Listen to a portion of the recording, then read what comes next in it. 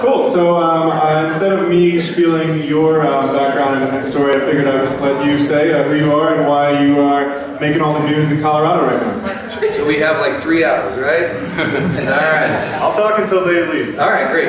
Well, thanks for having me here. You just want me to answer that open question? Sure, yeah. Really? What point are you trying to get to? I'll make more specific. All right, you just interrupt me at any time. One, thank you for having me here. I want to give a shout out to the Med Farm booth back there. Med Farm people, raise your hand. This is a company that's doing great things. They're going to be joining the Medicine Technology teams. They're the only research licensee in the state of Colorado. Yes, there is a research license type, and they, a couple of PhDs back here doing some great clinical work in the space. So anyway, thank you very much for that work.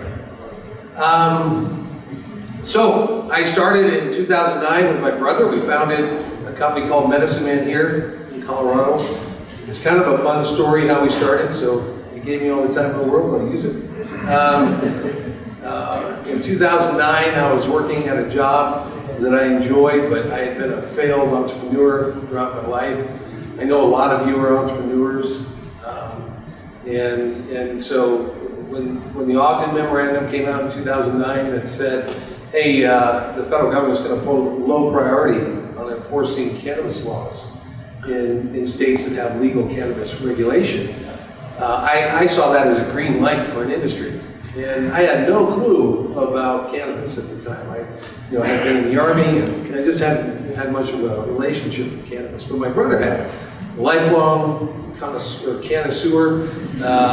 grew cannabis in his house as a caregiver, and he's an inventor. He invented some great systems for growing cannabis, and he was doing it very well. So I went to him and I said, hey, Pete, I said, let's go big with this. I think there's a green light for a new industry.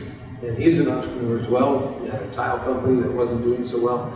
And he said, okay, let's do it. And so we put a business plan together, and we grew up in very humble means. So we didn't have a lot of friends with money. And my mom had married a fairly wealthy guy a couple of years before. So they're the only people that we knew with any kind of money. And so we went to them, we put a little business plan together, more like I did, because that's not his strength. And we went to them and said, hey, one, Mom and Lou, Pete smokes marijuana. And he had been since he was like 13 or something. Two, he grows it in his house, and he's really good at it. Three, there's this business plan we'd like you to look at, and we'd like you to invest in it. And they did. Somehow they did. And so they invested $150,000 with us, and I still have the check of Lou. Lou is holding the check, he's grabbing it with his life strength, and Pete and I are smiling. And later, my mom did an interview and said, why did you invest in a marijuana company? And she said, I had no idea what they were talking about. I just wanted to support my sons. And so that's how we started. And so anyway, we started as cultivators. In 2010, the state made us be vertically integrated. We were lucky enough to have zoning in our building that allowed us to have a store, so we started stores. We've grown to 4 stores now, not huge or anything like that, but I think we do a good job in cultivation and retail. In 2017, after 3.5 years of work, I co-founded MedFarm. The purpose of that company is to find the formulation of those compounds in the right formulation, in the right dosage form, that impacts the human condition reliably and repeatedly to create medicine. And when we started that business, we were like, how the hell do we make money as a research company? And so we had to think about, well, how do we make money? How do we get investment? Because this is going to be expensive. And what does a facility look like? Who are the people that are going to be involved in this? And so it took a lot of work, and we actually even ran a bill that got passed that created a research license type. It was based on the Pennsylvania laws, Chapter 20 that had come out. I think we improved on that. And so it took a lot of work. And so it was a lot of fun. It's my passion project. I think someday you're going to see one of these two gentlemen winning a Nobel Prize for medicine.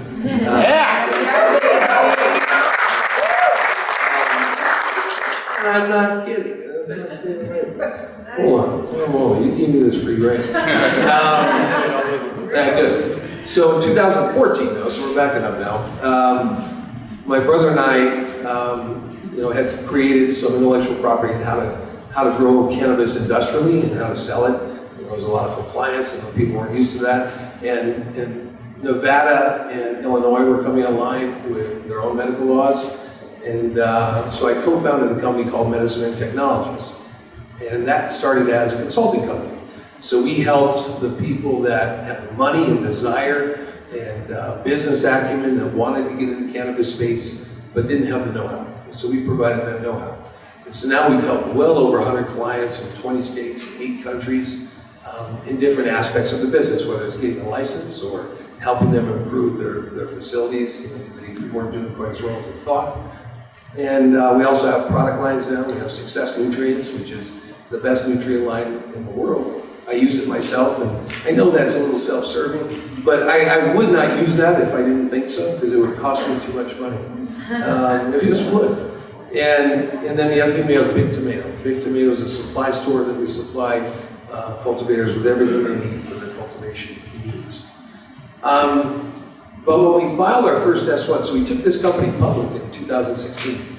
It trades under the OTCQX, the stock symbol MDCL, Mike Delta Charlie Lima. And when we took it public, it wasn't a great public company. A consulting company is not a great public company. But I knew we could grow the company with the stock, and maybe we could, I would get some experience in running a public company, because I didn't know anything about the markets, and so I gained a lot of experience.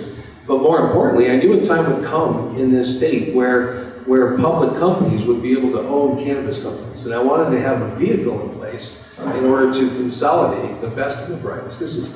You are working in, you're all working in this industry, or you are entrepreneurs in this industry, you're pioneers in this industry. And this is the gem of the cannabis industry in the world. It's the oldest cannabis market. It has the best operators, the best employees, the best products that are tried and true, in one of the tightest markets in the world. And it's been untouched by out-of-state money because of our laws. And those laws just changed this year.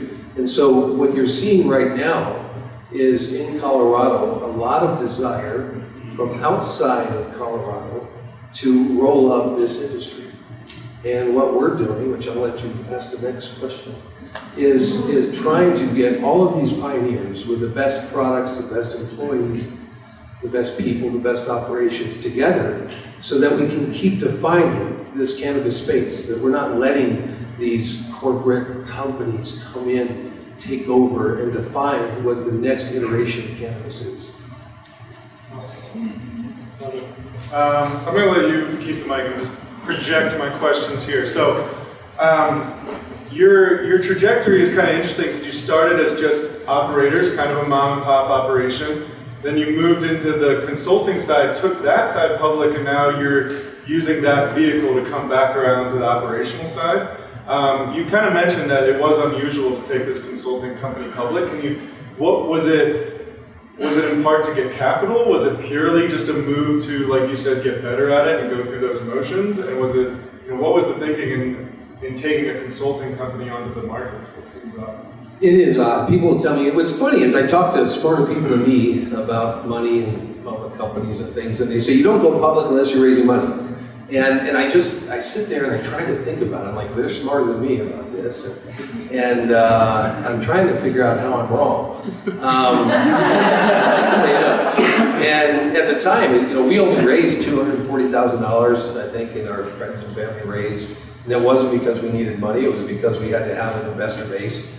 It really was for those reasons. One, I literally hadn't invested in any stock other than a 401k up to that point. So public company workings were just foreign to me. And being a leader of a public company was something that I just had no clue of. So being a CEO of a small public company, you can make mistakes and nobody notices, and the SEC doesn't come arrest you, and no one sues you because you don't have any money. And so, you know, that was one of the reasons. The other one was we knew we could grow the public company with our stocks as cash. And so we wanted other lines of business, and we didn't want to go through and dilute our company or take loans or things like that and mess up our balance sheet. But we knew we could dilute a little bit with our stock and get some great business lines in, like Success Nutrients and like Big Tomato, and which we did. You could have done that as a private company as easily? No, absolutely not. You know, I mean, the stock is capital if someone believes in your story. And so if you believe in what we're doing, then you believe that stock will have value over time, and you can use it as cash. Even though it dilutes you a little bit, it's okay. A smaller piece of a bigger pie is good for everybody. Yeah. What about being more done than you on money? Michael, could you not give a piece of a private company in an acquisition of another? It just is easier when it's public like that? Yeah, I suppose, but public company is liquid. So you have a stock that's trading in the public market, and so you don't have to wait for an exit. You know, the average private company, if you're an investor and you're thinking about an exit, the average exit from a private company is over 9 years. And so that's long-term money. Not a lot of people want to stay in that, but if you invest in a public company, that's a trading stock. If there's some volume out there that you have some idea that you can sell, you can get out, you know, I don't want to say at any time because there's not always a volume to do that, but over time you can get out piece by piece. And so the liquidity of that is attractive to investors.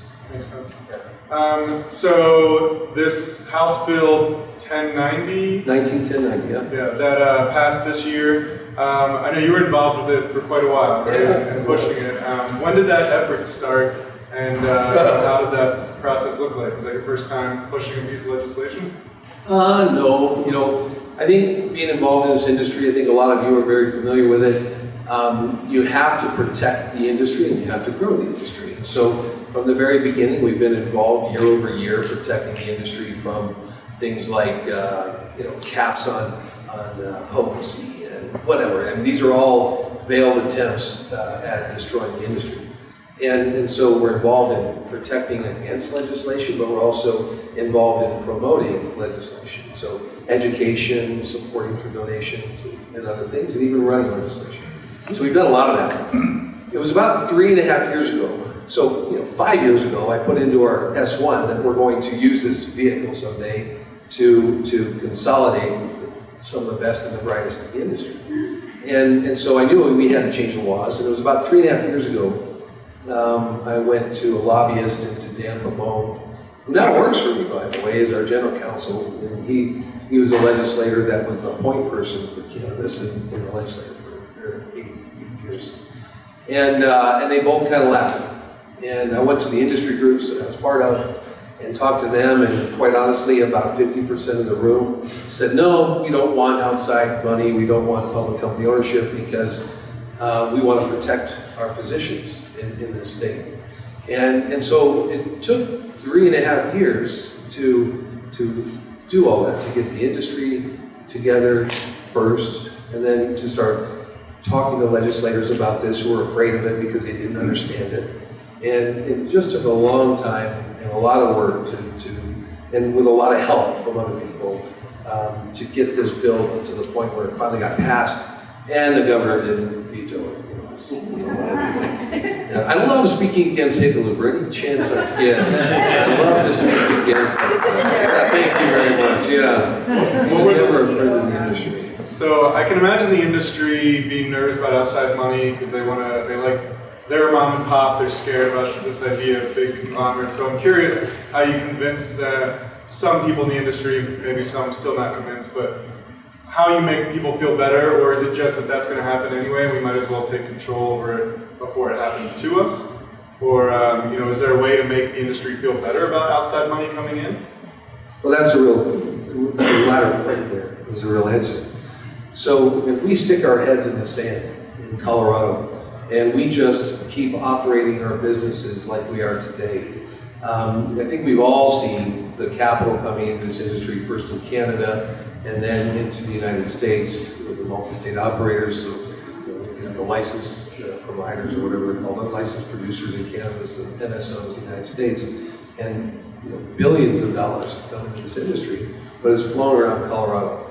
And we have a leadership position. We have a thought leadership position, we have an operator, employee leadership position, product leadership position, but it was dwindling because the capital was flowing around us. And if we weren't able to compete with this evolving cannabis industry, because it's going to evolve with us or without us, then when legalization occurs, we're just targets for acquisitions for all of these companies that really weren't in this from the start. They don't have the consumer's best interest at heart. They haven't fought for this. They didn't risk their freedom to do this. They're good at making money. They're good at getting money into their bank account. They're good businessmen and women. They're great at finance and all that stuff, but they don't know the cannabis industry. They don't have the passion for it. And if we let that chance go by sticking our heads in the sand, this industry would be a whole different industry in the future because we let that happen. And so it wasn't me convincing people so much, and certainly I got to talk to a lot of people, but there's a lot of people I didn't talk to that came to that same realization. They saw what was going on. It's a natural progression of an industry. And we have the position in Colorado to take that leadership and keep defining the cannabis industry as we move forward, rather than letting it happen to us. Gotcha. Awesome. So with this new House bill, part of why I wanted to talk to you, and I think a lot of the industry wants to hear from you, is because we've a lot of acquisitions in the past 6 months. Do we have like an exact number? I looked up as many as I could find, but Yeah. So right now we have 12 different acquisitions in play that will result in a total of 12 cultivations that are outdoor and indoor, 7 MIPS, and 34 retail locations or dispensaries.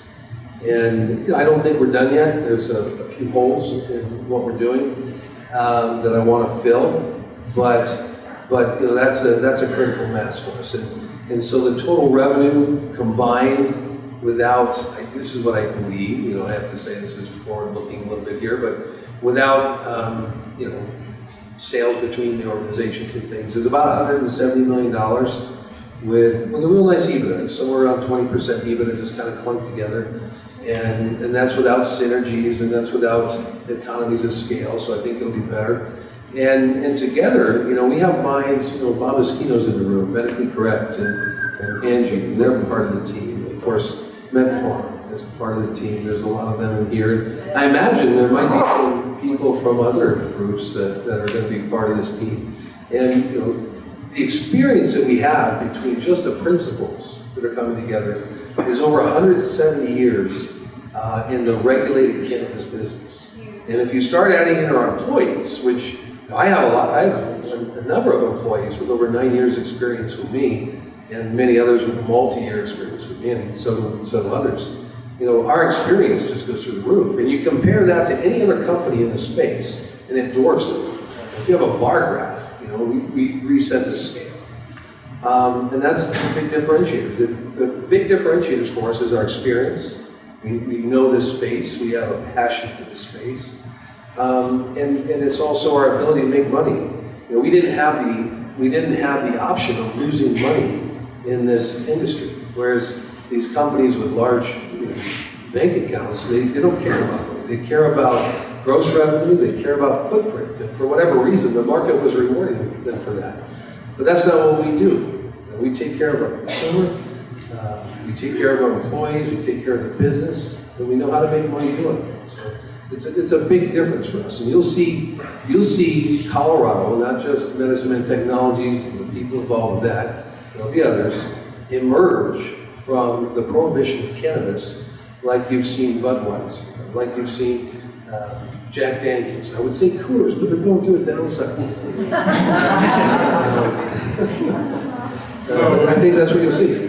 Yeah, so one thing once I started digging into the acquisitions you were making and hearing you talk about them, Yeah, I didn't realize how much you were kind of trying to prove a thesis that I feel like I've been running events here in this space for a few years, and especially on the tech side, a lot of our tech people in the industry are headquartered here in Denver, and I've had this theory that, you know, all these new people are jumping in, they got a lot of money, they're coming from a lot of professional backgrounds of this, and we want someone who's done marketing for 20 years in another industry to come into our company and show us how it's really done. But there's something to be said for running in this industry, because it's very specific to our experiences are very specific. So you really are trying to prove, I mean, you're putting your money behind the point of Colorado has the most experience, the deepest experience. So are you looking at other states as well, or do you really believe that so much that you're going to look here before you look anywhere else?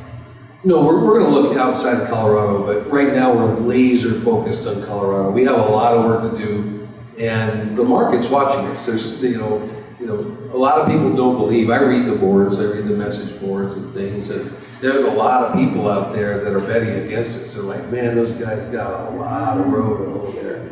And you know, they're saying they're not going to get this done. But I know we are. That's one thing we're really freaking good at. That's executing.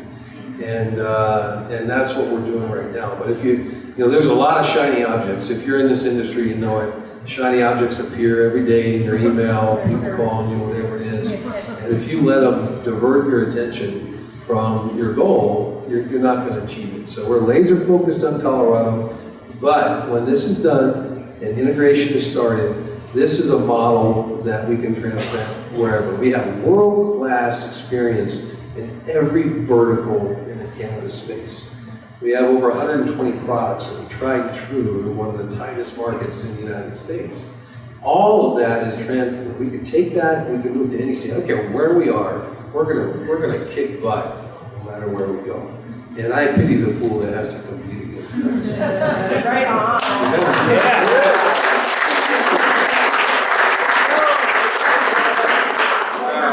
When you went out to look for people, so first of all, did you do a capital raise before you went on this shopping spree? Was that part of the public side of things? How did, because some of the people you're acquiring are also big players in the space, so I mean, clearly there's a bit more of a partnership with some of them, but I mean, you're the one who is actually making the acquisition, so I don't know how much you want to talk about where the capital. No, I'm very fine with that. Just let's be clear though, this is a merger of companies, you know. Yeah, all these people, there's no walk away money here. Bob's not going to go live on a beach somewhere. You know, there's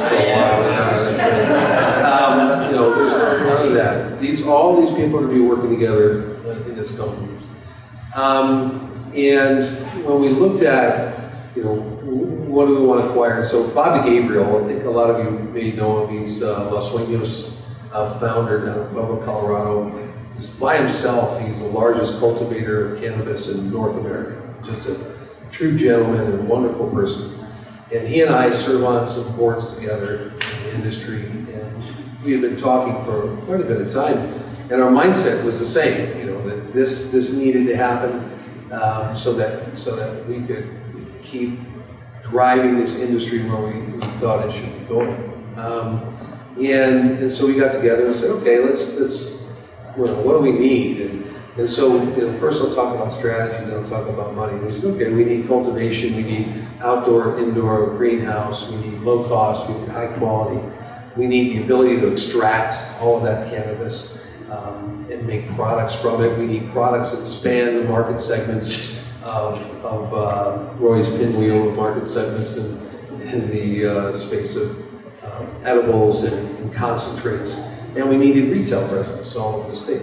And so we tried to choose companies that had, you know, people that we knew, that we thought would fit the culture, with products and brands and capabilities that fit those things. But we were missing a couple of things. You know, if we put all of these people in a room together that were coming together, we're missing two things. We're missing a lot of money, and we were missing M&A experience to the level that we would need in order to complete all of this. And so I went on a road show, which is me going around. I feel like a monkey that has clappers, you know, the cymbals, and people wind up and they go out. And I do it in, you know, city after city, office after office. And it was a 3.5 month roadshow, very exhausting. And at the end of this roadshow, I was looking for two things. Somebody that wanted to give us long-term money, that wasn't looking to just rape the company, because a lot of people with money look to do that. They give you what's called death spiral monies. It's just, they'll make a lot of money out of it, everybody else is gonna die. And then the second thing I was looking for was somebody, that's long-term too. And then somebody that could add more, that could add that M&A experience and all the things that we didn't have. So I met a gentleman named Justin Dye, and Justin comes from humble beginnings. He owns Dye Capital, is the lead partner in Dye Capital, family office. He made his money by being successful in business, and he became part of a big group that bought Albertsons before they got big. And he took that company, he was in charge of growing it from less than $10 billion company to over a $60 billion company. And he took it from less than 600 stores to over 2,300 stores. And he had done $40 billion of acquisitions and divestitures and integrations along the way. And so he had been there and done that, and all of this M&A activity that we were missing as a group. We're entrepreneurs, we've never done that kind of stuff before. And so he started off by wanting to invest $5 million. And then as he went through due diligence with us, he ended up going up to $18.2 million because he was so excited about it. And he opened up his Rolodex and started bringing people in that had the boots on the ground experience that we would need to be successful in completing these M&A transactions. And so we're now chock full of people that have done things that none of us have done before. But what's important is that they realize that while they have the M&A experience and all that, they realize that we have the cannabis experience. It's still cannabis, you know, entrepreneur control. It's still, you know, we're the voice of this company. We're the visionaries for this company. They're helping us build the infrastructure that we need in order to grow and be successful in what we're trying to do. Awesome. You mentioned in some of the lists of the different acquisitions, I saw like this company is an extractor, and this other company was also an extractor. And here's a small handful of dispensaries you got here, another. And I was wondering, why the duplicates? Was it because certain people have different intellectual property? Was it just because you need that extra footprint? Because I would have thought if you were just gaining experience or knowledge, you could just get, you know, one edible company and one. So why did some of them end up being somewhat similar companies? What made that? Well, there's a lot of reasons for that. So let's talk about MIPS in particular. So there's different types of extraction. And there's also capacity or capability of those companies. And so if we're going to be producing a couple 100,000 pounds or more of cannabis on a yearly basis, and half or more of that, 3/4 of that, is going to be going to oils and products, we needed the capacity to be able to extract that in different formats. So Purple Bees down in Pueblo, Jim and Pam Parco, if you haven't met them, they're wonderful people. They have a facility down there that does a lot of white labeling for different companies, and they do a tremendous amount of extraction. Bob's, you know, he extracts most of Bob's cannabis that he grows. And Bob is, you know, can grow close to 100,000 pounds a year. So they have tremendous capacity in CO2. They're adding ethanol right now as well. And so that was one.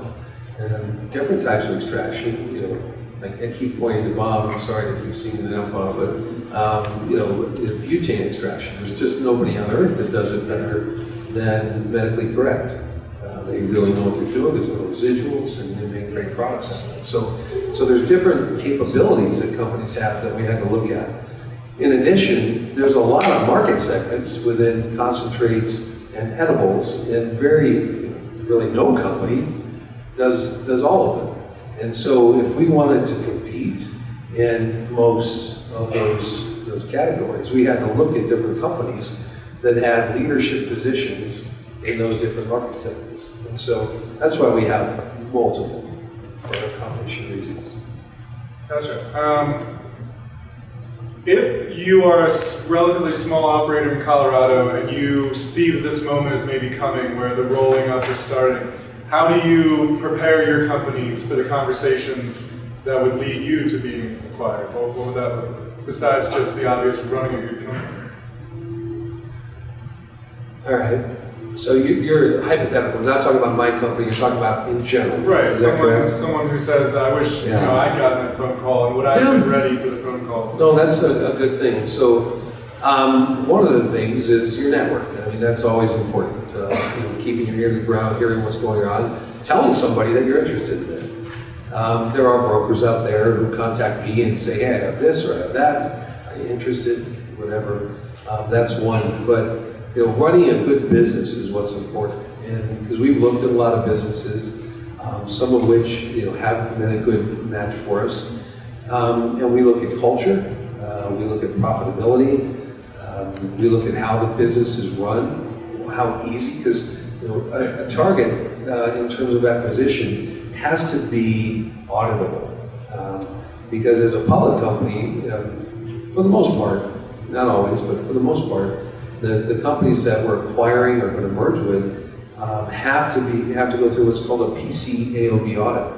And if their books are not in order and are really bad, the cost of that is tremendous, and the time it takes to get to the point where we can actually complete those audits and get it done is just untenable.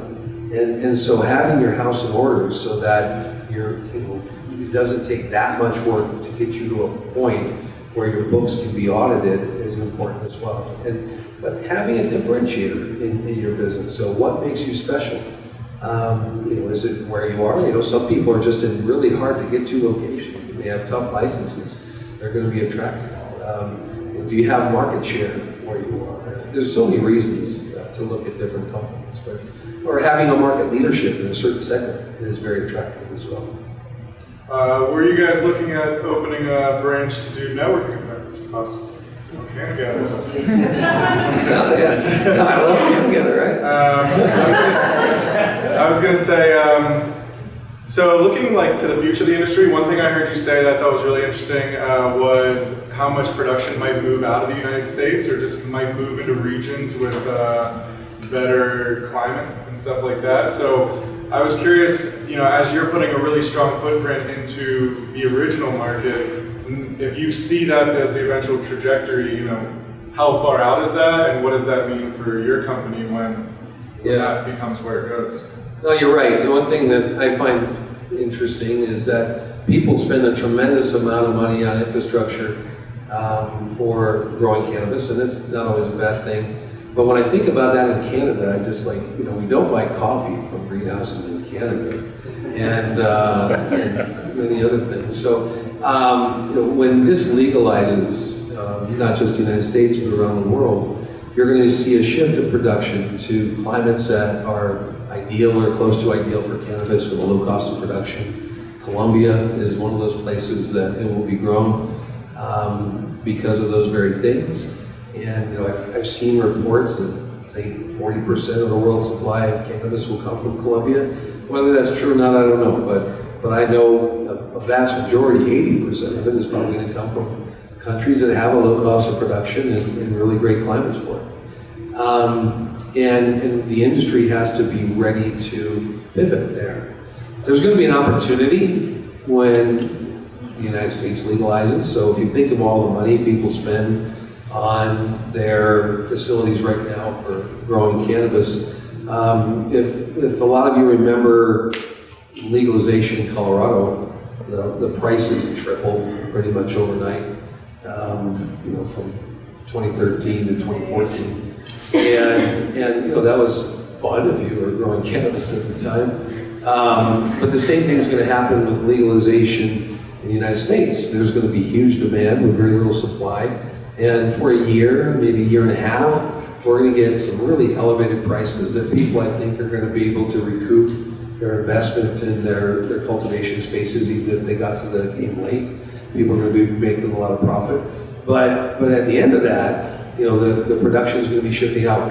And you're either, if you want to be part of the supply world in cannabis, you're going to have facilities in those locations that are growing cannabis at that low cost, Or you switch to, whatever, the Starbucks model. They don't grow their own coffee, they sell the coffee. They have brands or whatever it is. So it's a different mindset when that occurs. Speaking of brands, will we see rebrands on a lot of the acquisitions you're going through, or is it case by case? Or? No, you're not going to see rebrands. All these companies are great people, and they have a customer base that is loyal or likes what they have. You're not going to see us go try to put a different name on each one. I think you'll see a rebrand of our company as a whole. I don't like being associated with MedMen because their news isn't always good and it impacts my stock. And so you're going to see a rebrand of the overall company. Medicine Technologies, which is a great brand, it has a lot of notoriety as for what it does, and we have some people in the room here representing that. Is going to remain as a business unit, but the overall company brand will change. But Starbucks will be Starbucks, Medicine, etc. Because people love where they are. Gotcha.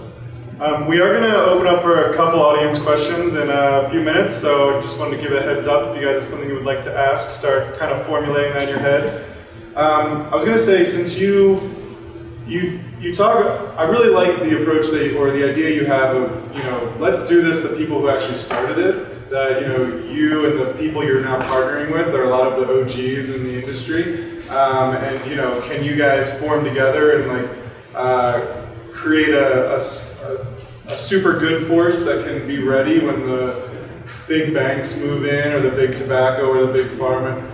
So I'm just curious, what do you see, like you mentioned culture, in 10 years from now, if the good side wins, I'm going to call you the good side. I like that, okay. Yeah. If the good side wins there, and the Colorado, the entrepreneurs that really put the skin in the game early and really did it for the right reasons, if they went out, what does that industry look like in 10 years versus if we're not ready for that, and it's big money, and it's big industry, is there a big difference in that outcome in 10 years?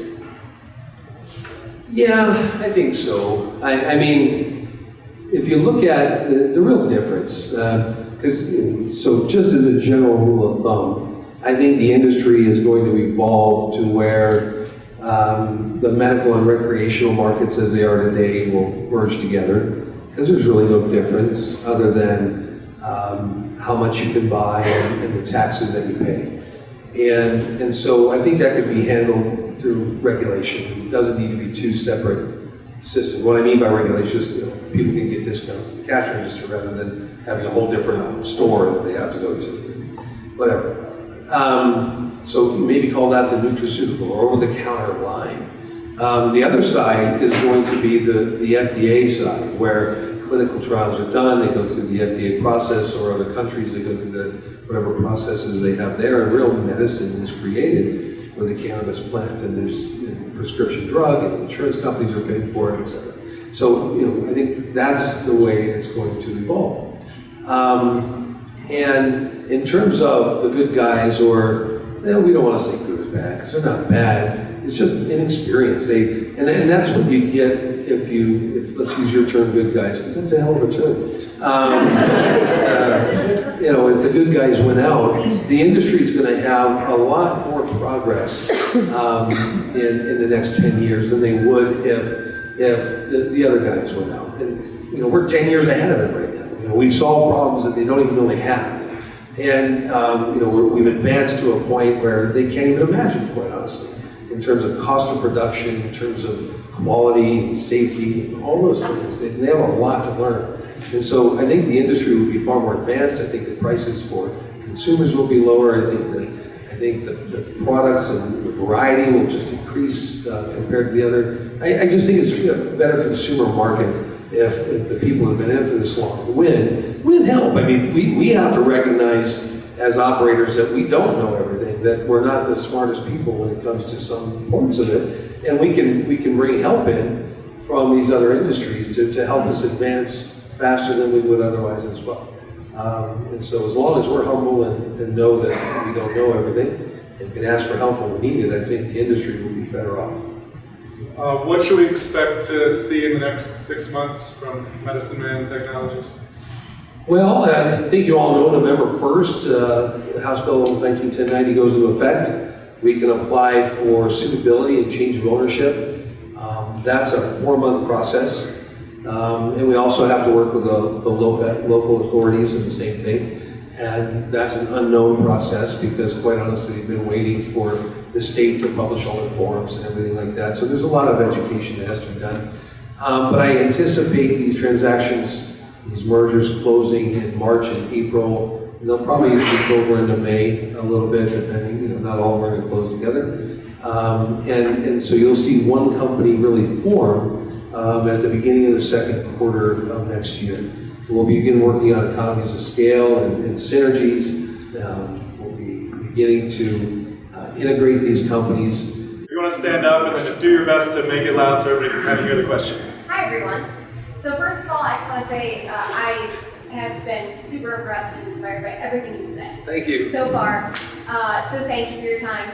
My question is, as the recreational and medical markets pop up in different regions, short term, which regional environments and sort of community atmospheres do you feel best fits your business model? And where do you think you might go to first? So as a public company, I really can't say where I go to first and things like that because it's not public information yet.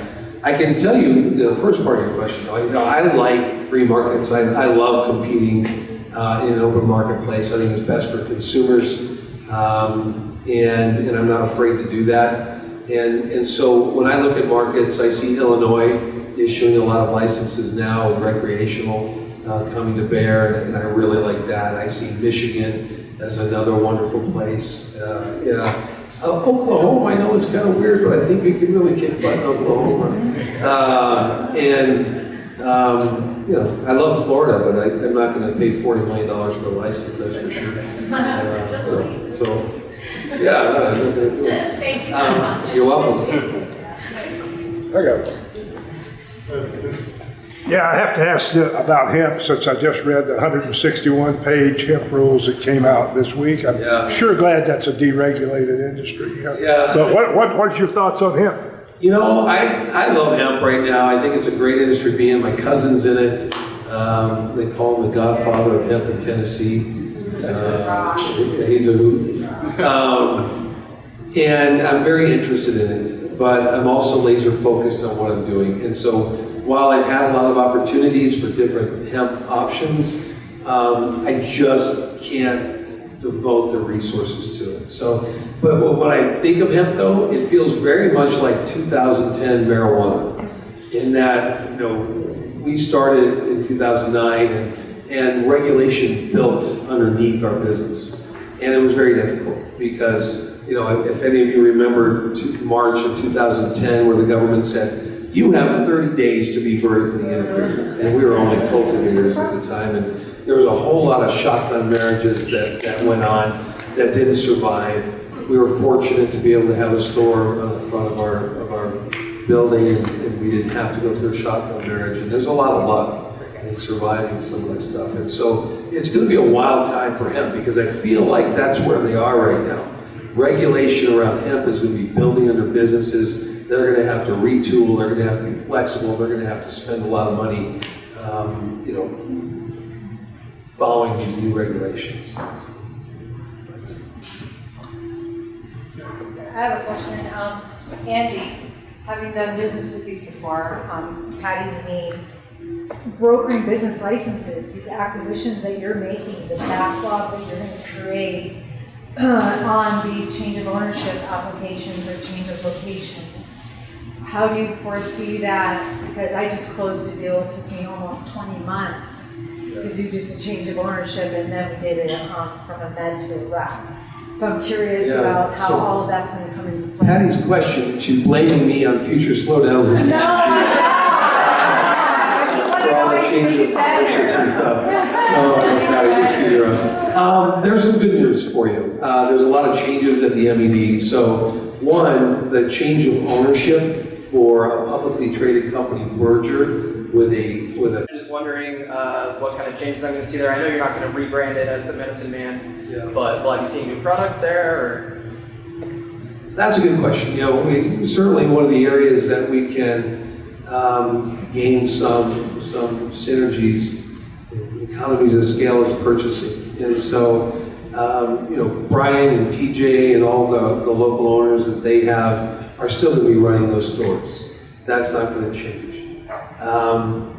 And so they'll have a lot of say in what's on the shelves. They know their clients. They know what they like. We'll have a purchasing department that has more power as a purchasing department. So hopefully, although they always, you know, they're pretty big, so they have a lot of purchasing power already like that in both places. But you know, hopefully we'll be able to have some price benefits from a larger company. Certainly, we're going to bring some companies to focus in our stores that maybe haven't been there before. One is Dabble Concentrates out of Pueblo. You know, he's an award-winning concentrate, does a fantastic job of what he does, but he's only in 90 stores, mostly in Southern Colorado. He's won multiple awards for what he does. So hopefully be able to bring some great products to bear that haven't been seen before as well. Yep. My name is Gavin with Hotbox. I have a question about social consumption. As somebody who specializes in that space, I'm wondering what you think about it, when integrated into your profile, how do you think it might affect the industry, where you see it going? Yeah, I'm really looking forward to social consumption being more adopted, and social consumption venues are going to be a big part of that. You know, I have been talking with somebody about this a little bit to take control of you know, a venue. Not control, I don't mean that way, but you know, what we don't want are people coming in just trying to make a ton of money and not do responsible things. And so working with others in the industry to have a venue that we all participate in, so that we have a venue that we think will be responsible and a lot of fun. Whether or not that happens, I don't know. It's just talking right now. But social consumption will open up new lines of products. So, you know, my wedding, which was in 2007, was a friggin' blast, and it was a social consumption, you know, incubator. We had so much fun. I like to say we had 420 people there. It was around. And a lot of people tried cannabis for the first time. We had a lot of microdose products, some of which were made by friends in the industry that were made specifically for the wedding. But you know, microdosing was the key element of that. There was other dosing as well, but you know, people that were new, and it was just something that was so much fun. And you know, I want more variety when it comes to microdosing, because that's how I like to consume.